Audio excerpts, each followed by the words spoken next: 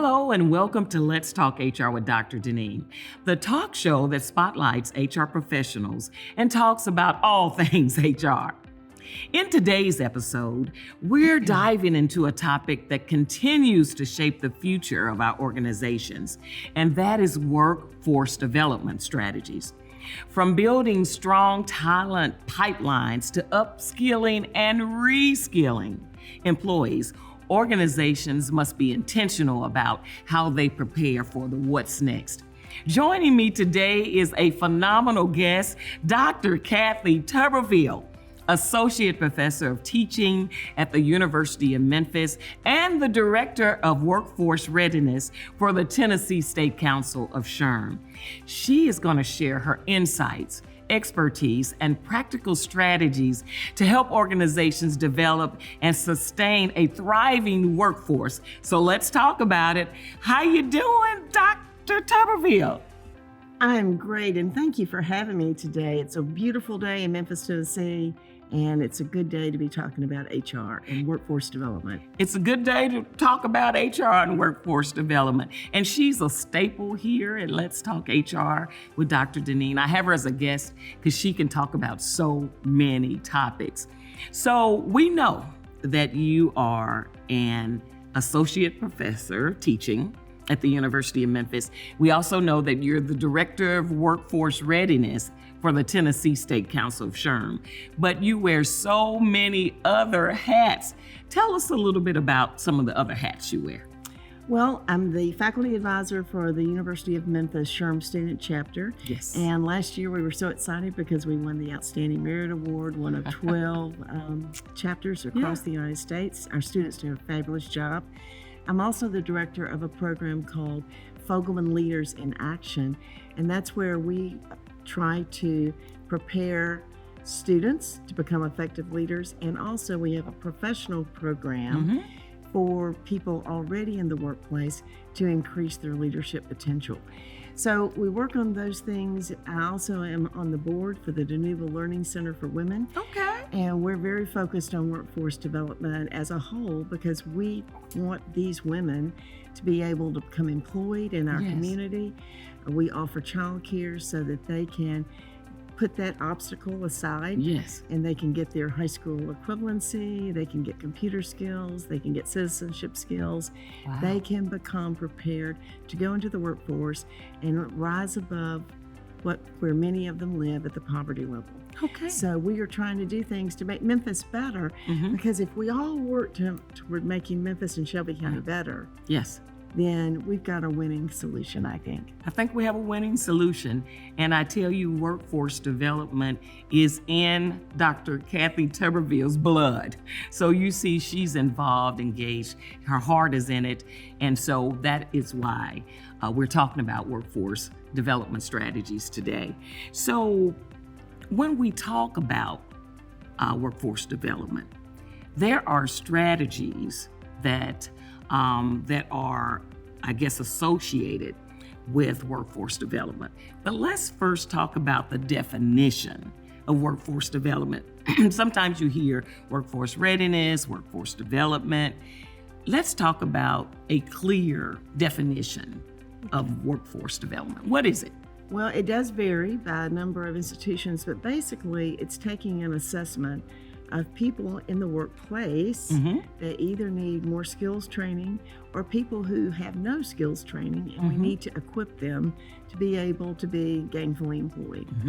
And that is changing so much because our workplace is changing so much. Yes. So it's a very evolving platform because there are so many different skills that we are needed.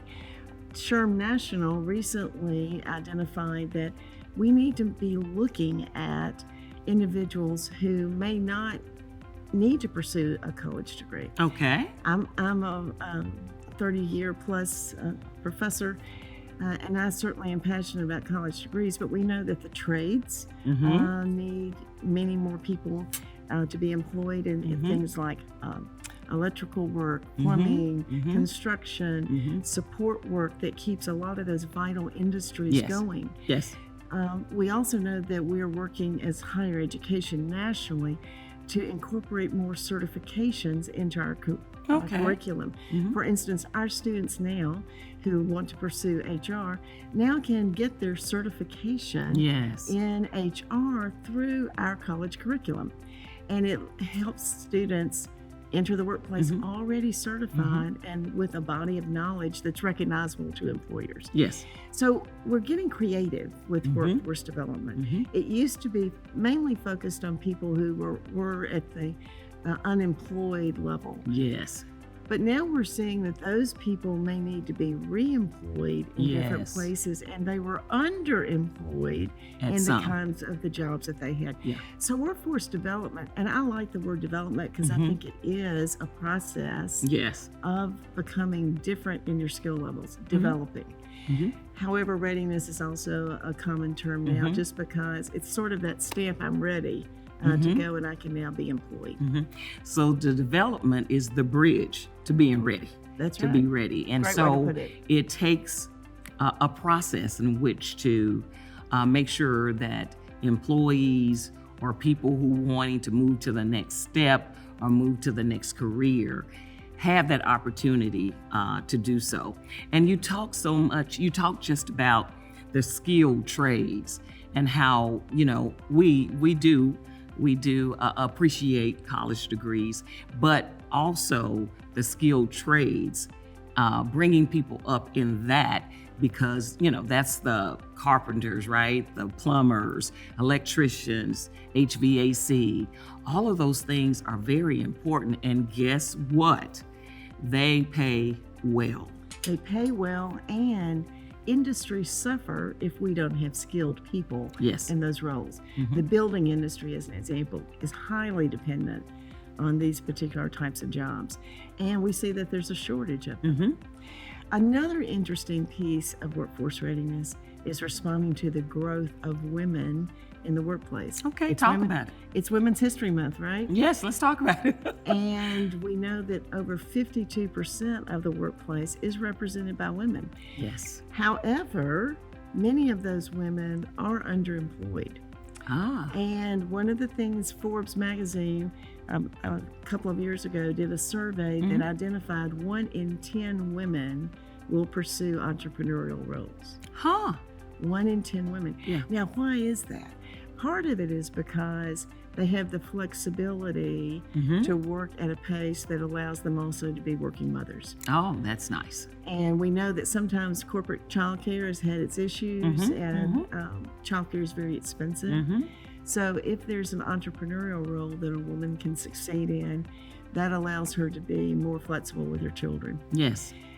The other thing that entrepreneurial activities will allow is it allows more individual growth sometimes than working in a corporate sector because they can move at their own pace. Right. So if they want to have a business that really has seasonal time periods, with the right ingenuity and the right creativity and support, they can do that. Interestingly enough, there are more and more grants available for women to become business owners. So what type of grants? There are grants through the Small Business Administration and even through individual organizations like the Memphis Area Women's Foundation. There are others that list entrepreneurial activities if it works toward meeting a need to either maybe impact poverty, impact education, and those sorts of things. That's great to know that there are grants available for women that want to pursue that path. And there are national grants that people can do a little bit of research on and go in and look at that. SHRM has now, as a national organization, they have also just partnered with the AARP, and they are helping people. They call it the 50 Plus Mentorship Program. Okay. And so people who maybe have retired and they want to do something different, maybe their job retired before they did, and they're needing to find additional work. The AARP and this mentorship program is helping 50 plus individuals get back to work in a different way. What a workforce development strategy. And that's something that's kind of new. We hadn't seen that type of partnership with people that may be pursuing, like you said, second careers, or people that are moving into a whole nother industry, and there's a mentorship program connected to that. Hats off to SHRM National for putting that together. And so how would people learn more about that? Well, anything SHRM, you can start with www.shrm.org, and it's right there in the workforce development. In fact, I just had a webinar just this week, so this is super fresh. Yes. At the Tennessee SHRM website, we now have our own workforce development web presence. Mm-hmm. There are articles there, and we talk a little bit about what we are doing in some of our webinars for Tennessee, mm-hmm. and in that there's two kinds of workforce development. Okay. One is internal, okay, and one is external. All right, talk about that. All right, the internal, companies are realizing that we want to make Memphis stronger. Yes. And so leading companies like First Horizon actually have brand new programs that they are rolling out to really reskill and match opportunities for employees so that they do retain them. Mm-hmm. Even if they have to move, and this is what I think is so great about First Horizon, even if a spouse has to move to another city, the work that they have done in these particular programs to increase and diversify skill sets will benefit that employee for a lifetime. Wow. And so companies that are forward thinking and saying, let's look at how we increase skills is important.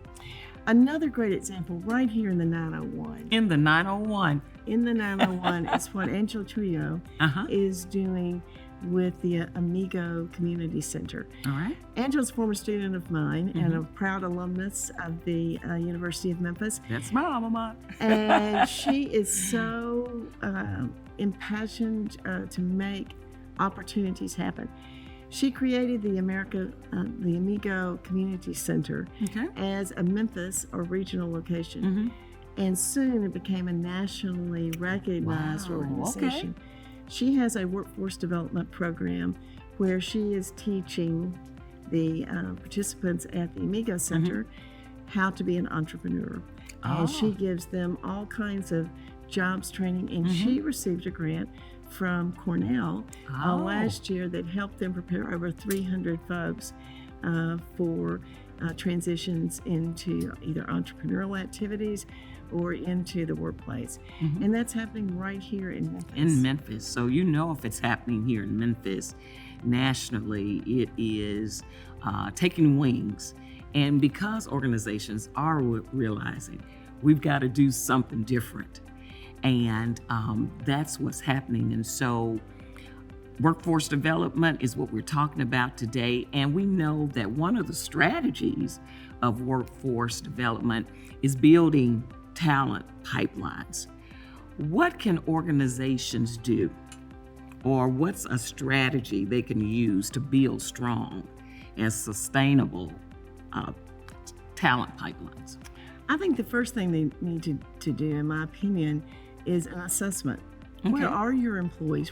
Where are the skill gaps? Okay. Based on what the skill requirements of today's workplace are. And there are many ways to create sustainable strategies where you can continue to reskill your employees. At the University of Memphis, a little shout out to an organization called PACE on our campus. Okay. And PACE is known for creating really exceptional, customized training for organizations that maybe don't have a training department. Okay. Or maybe they do not have a full HR department with all of those resources. That the university is one resource that you can reach out to. I'm sure you'll get my email at the end of the program. Yes. Feel free to contact me and I will get you in touch with anyone on our campus that would be a part of that. Yeah. The other thing I think we look at is national organizations that already have things in place. Yes. As the Workforce Readiness Director for Tennessee SHRM, I work with SHRM nationally, and one of the things they have is a brand new certification called Skills One. And the whole aspect is to continue to think and recreate educational opportunities for employment outcomes internally. So we have an external workforce development strategy as we identify on our website, and an internal so that you can begin to think ahead. In today's workplace, you never know when mergers are going to come. Oh, You my never goodness. know You when never know. acquisitions are going to come. That's right. You That's never right. know when workforce reductions may come. Yes. And where your employees are in terms of skills, even if they are not able to stay with you, Mm-hmm. if you prepare them, Mm-hmm. you are still helping them long-term and strategically. And you're also helping your community. Mm-hmm. When we have a high level of skilled employees, our community will be stronger. It will be stronger. And we will have more accolades for the 901 than we do now. Yeah. So it's a major strategic decision, but it first starts, I think, with an assessment. One big area that people are looking at in terms of additional development is obviously in the area of AI. Okay. Of course. And one of the Absolutely. things we know, that platform, that whole area is changing every day. Every day it's something new.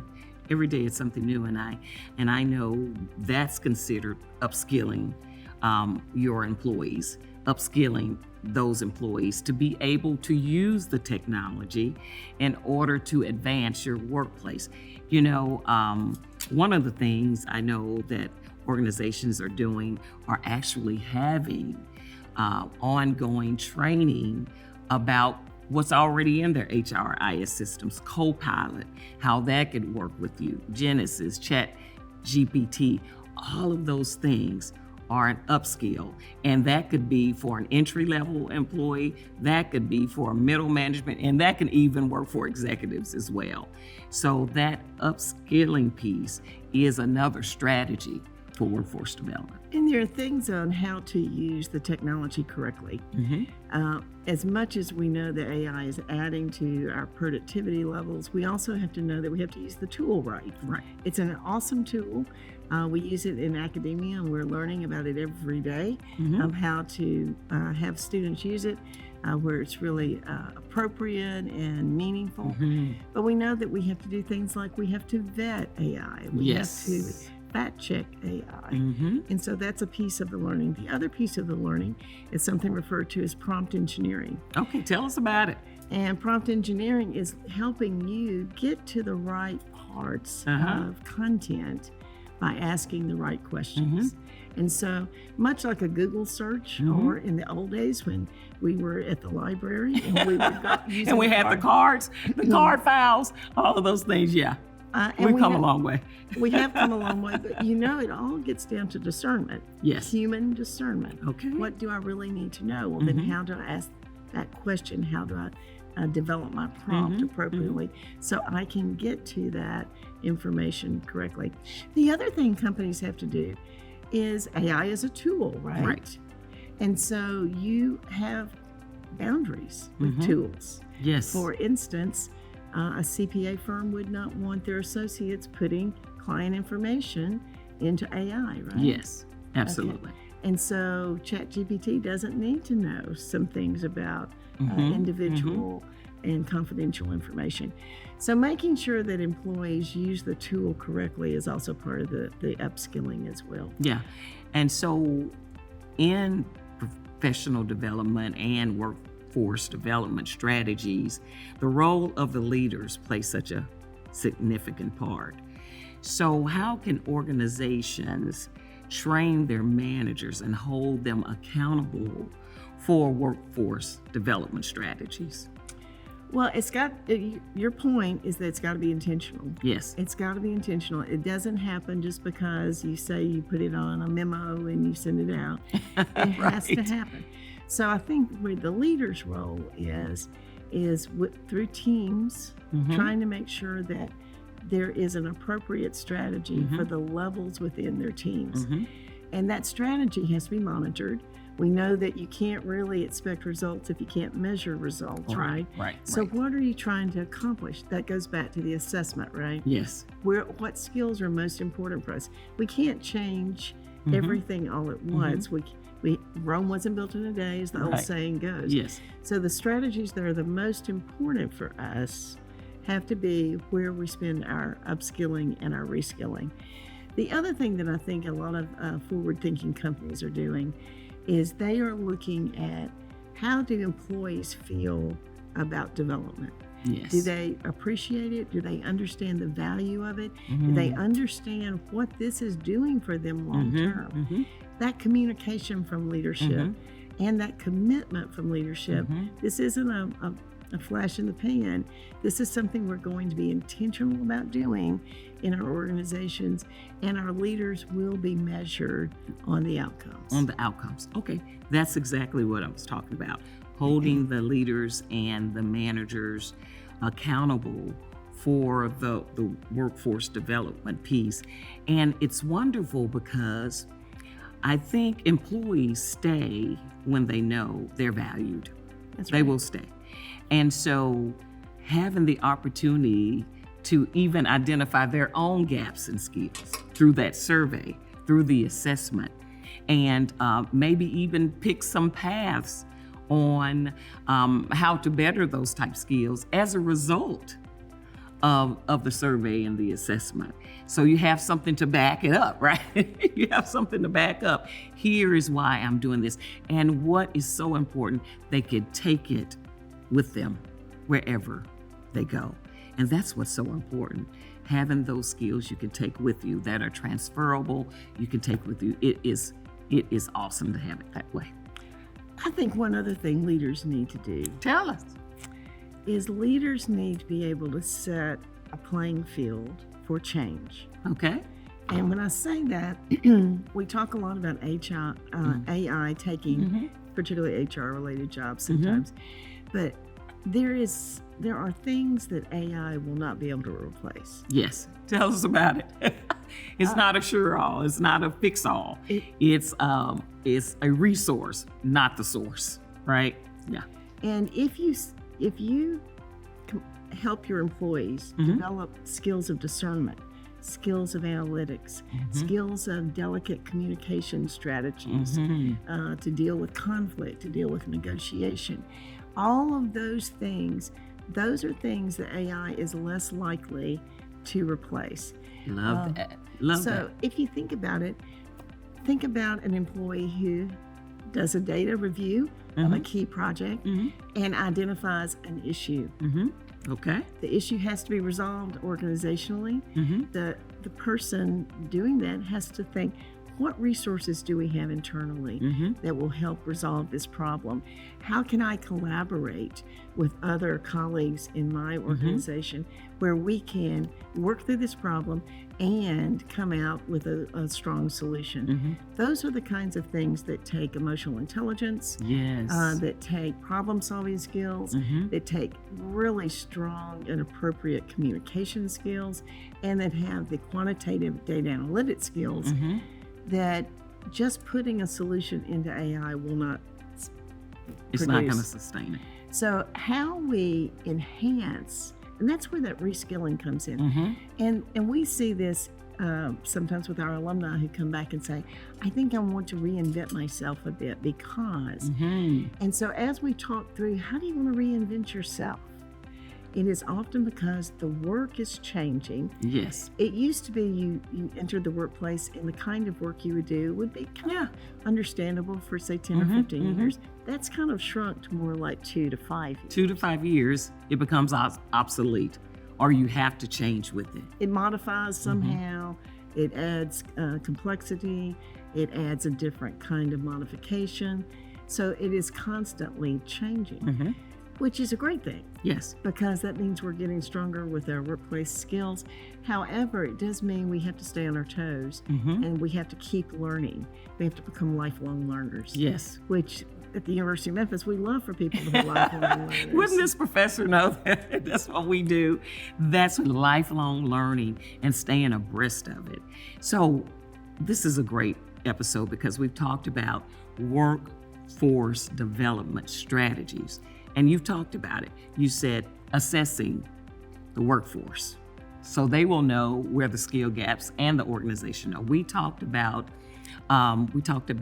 building talent pipelines as a part of the strategy. So you know exactly, or you can keep going as people leave, right? We've talked about upskilling, reskilling, and retraining, which is part of a workplace development strategy. And then you even talked about what you just said. There is no replacement for being prepared. And so those are the strategies. That's how you can work as organizations to build what is called that workplace development strategy path for your organization. So we're about to end here. So if there's one piece of advice you wanted to leave with our audience, tell them what it would be. I encourage you to get creative with your organization. Really take a step back, look at where you are, where you want to be. The assessment is really key in that, and you may find some surprises, but be open to innovation and creativity. Think differently. Workforce development is internal with organizations for the future. It's external in our communities. Partner with an organization like the Amigo Community Center, like Tuberville Learning Center, who are in there trying to help our community players become employed or enhanced in their employment.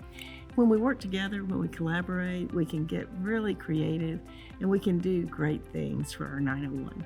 We're doing great things for our 901, and we showed you how to do it today. Dr. Tuberville, thank you so much for coming again today. It's always good to be with you, Dr. Always good to be with you. Wow.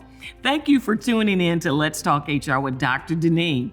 I hope today's conversation with Dr. Kathy Tuberville gave you valuable insights and practical strategies you can take back to your organization and start implementing today.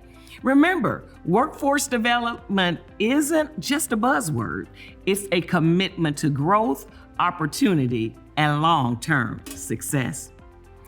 Be sure to watch a new episode of Let's Talk HR with Dr. Deneen, the first of every month on the YouTube channel of the same name, and on Comcast Xfinity, channels 17 and 1091, Monday nights from 8 to 8:30. Please note, you can watch Let's Talk HR with Dr. Deneen and prior episodes at any time. Go to YouTube and type in the talk show title. Be sure to subscribe, no fee, and click on the notification bell. This is HR TV. I'm Dr. Deneen, and I want to talk HR with you. HR forever. See you next time.